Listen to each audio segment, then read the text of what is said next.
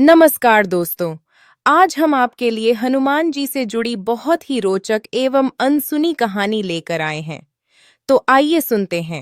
हनुमान जी के जीवन की यह कथा उनकी ब्रह्मचर्य, शिक्षा और दिव्य संबंधों के अनूठे पहलुओं को उजागर करती है। यह कहानी हनुमान जी के विवाह और उनके पिता बनने के रहस्य को विस्तार से बताती है। हनुमान जी को बाल ब्रह्मचारी माना जाता है, लेकिन यह कम ही ज्ञात है कि उनका विवाह हुआ था और उनका एक पुत्र भी था। कथा के अनुसार हनुमान जी ने अपनी शिक्षा सूर्यदेव से प्राप्त की थी। सूर्यदेव के साथ चलते हुए उन्होंने विभिन्न विद्याओं में महारत हासिल की।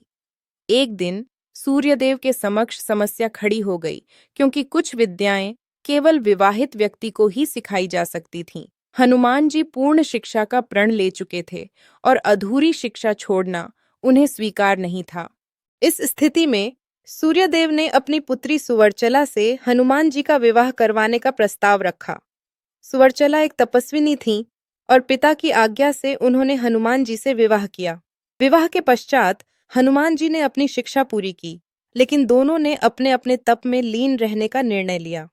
इस प्रकार हनुमान जी ब्रह्मचर्य का पालन करते रहे। यह उल्लेख पाराशर संहिता में मिलता है।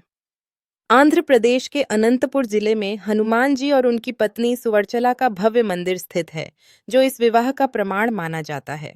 कहा जाता है कि इस मंदिर में दर्शन करने वाले दंपति के वैवाहिक जीवन में सुख और तालमेल बढ़ता है। हनुमान जी के पिता बनने की कथा वाल्मीकि रामायण में वर्णित है।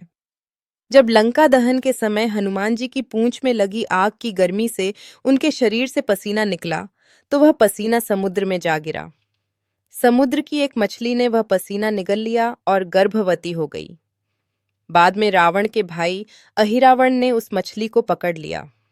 जब मछली का पेट काटा गया, तो उसमें से एक वानर रूपी मानव बालक निकला। उसका नाम मकरध्वज रखा गया और उसे पाताल लोक का द्वारपाल बना दिया गया। जब अहिरावण राम और लक्ष्मण को पाताल लोक ले जाने लगा, तो हनुमान जी उनका पीछा करते हुए वहां पहुंचे। वहां उनकी मकरध्वज से भेंट हुई। हनुमान जी ने मकरध्वज से उसका परिचय पूछा। मकरध्वज ने अपना परिचय देते हुए बताया कि वह पवन पुत्र हनुमान जी का पुत्र है।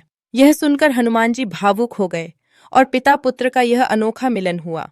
इस प्रकार हनुमान जी का जीवन उनके तप, कर्तव्य और दिव्यता का अद्भुत उदाहरण है। उनकी कथा हमें यह सिखाती है कि संकल्प और समर्पण से कुछ भी प्राप्त किया जा सकता है।